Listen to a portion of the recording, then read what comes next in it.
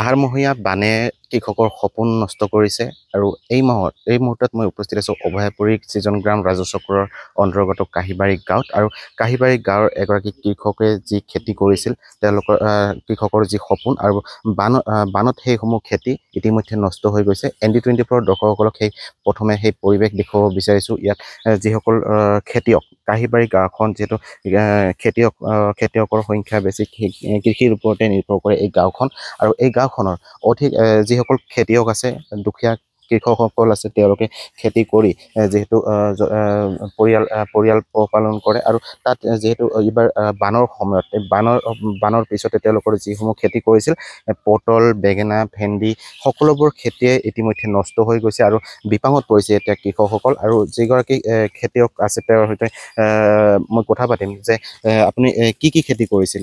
পটল ভেন্দি আৰু জলকীয়া বেঙেনা ভোল এইকেইটা খেতি কৰিছোঁ গোটেইখিনি মৰিল। কিমান বিঘা মাটিত খেতি কৰিছিল? আমি 7 বিঘাত কৰিছোঁ।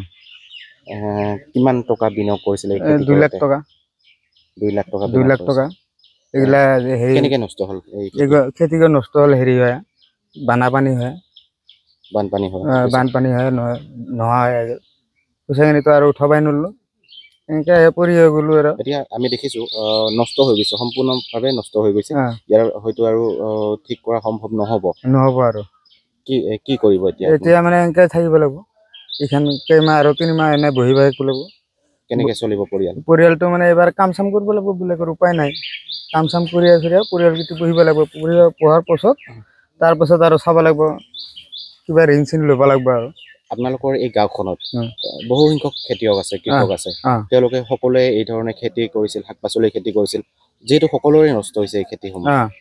গোটেই মানুহ একে অৱস্থা, গোটেই মানুহ একে অৱস্থা আছে। আমাৰ এইখিনি গাঁওখনেৰে আমাৰ যিখিনি কাহিবাৰী ছিজন গ্ৰাম পঞ্চায়ত নদীৰ পাৰ পূব পাৰৰ এইখিনি গোটেইখিনি বেয়া আছে। আপুনি যিটো খেতি কৰিছিল ইয়াত আপুনি উল্লেখ কৰিছে যে 2 লাখ টকা আপুনি বিনিয়োগ কৰিছে। এই টকা আপুনি কেনেকৈ যোগাৰ কৰিছে? আমি চাৰৰ দোকানৰ পৰা বাকী লৈ আহোঁ, যিখিনি বস্তু লাগে গোটেই ইত্যাদি বাকী লৈ আহোঁ। লৈ পেলাই সেইখিনিতো একো ফাঁচাই আছোঁ আমি থাকিলেও মানে এইখিনি মানে আৰু যেনে তেনে আৰু দিব আমাক। আমি যদি মানুহটো ভাল তেনেহ'লে দিব আৰু এই টকা এতিয়া কেনেকৈ আপুনি তাক পৰিশোধ কৰিব? এতিয়া মানে আৰু খৰালিত চাব লাগিব, নহ'লে এনেকৈ থাকিব আমি কৰিয়ে থাকিম। হয়, উল্লেখ কৰিব লাগিব খেতিয়কসকলৰ দুৰ্দশাৰ যেন অন্ত নাই। বানৰ পিছত তেওঁলোকে যথেষ্ট অসুবিধাৰ সন্মুখীন হৈ আহিছে। এই গাঁওখনৰ যিসমূহ খেতিয়ক আছে কৃষক আছে তেওঁলোকৰ যথেষ্ট অসুবিধাৰ সন্মুখীন হৈ আছে। ইয়াত কৃষি বিষয়াসমূহ উপস্থিত হোৱা নাই, কোনো ধৰণৰ বিষয়া উপস্থিত হোৱা নাই। তাৰ বাবে যথেষ্ট অসুবিধাৰ সন্মুখীন হ'বলগীয়া হৈছে, বিপাঙত পৰিছে কৃষকসকল। পুনৰ ND24 দৰ্শকসকলক এই দৃশ্য আমি দেখুৱাব বিচাৰিছোঁ যে ইয়াত দেখিবলৈ পাইছে যে ইয়াত পটলৰ খেতি কৰিছিলে। 7 বিঘা ভূমিত তেওঁ খেতি কৰা বুলি উল্লেখ কৰিছে আৰু এই খেতিসমূহ এতিয়া বানৰ পিছতে তেওঁলোকে নষ্ট হৈ গৈছে। বজাৰত তেওঁলোকে উলিয়াব পৰা নাই। এনেকৈ যিটো সময়ত ফল দিয়াৰ সময়ত সেই সময়তে যিহেতু নষ্ট হৈ পৰিছে এই বানৰ পিছতে। আৰু কৃষকসকলে যিহেতু বহু কষ্ট কৰি তেওঁলোকৰ সাঁচতীয়া ধন বা যথেষ্ট ঘৰৰ ক্ষতি কৰি হওক বা তেওঁলোকে ধাৰত লৈ টকা এই খেতিসমূহ কৰিছিল। 2 লাখ টকা বিনিয়োগ কৰি এই খেতি কৰা বুলি কৃষকগৰাকীয়ে উল্লেখ কৰিছে, কিন্তু সেই টকা এতিয়া পৰিশোধ কৰিব নোৱাৰিব বুলি তেওঁ দুখ প্ৰকাশ কৰিছে। যিটো তেওঁলোকে পৰিয়াল চলাই আহিছিল, এই খেতিৰ দ্বাৰাই পৰিয়াল চলাইছিল, কিন্তু এতিয়া বিপাঙত পৰিছে কৃষকসকল।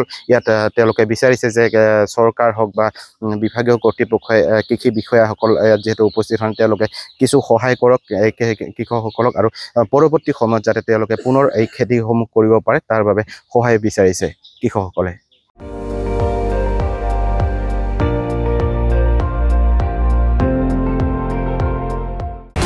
আপুনি চাই আছে ND24, সৰ্বশ্ৰেষ্ঠ নহয় সৰ্বোত্তমৰ দৌৰ।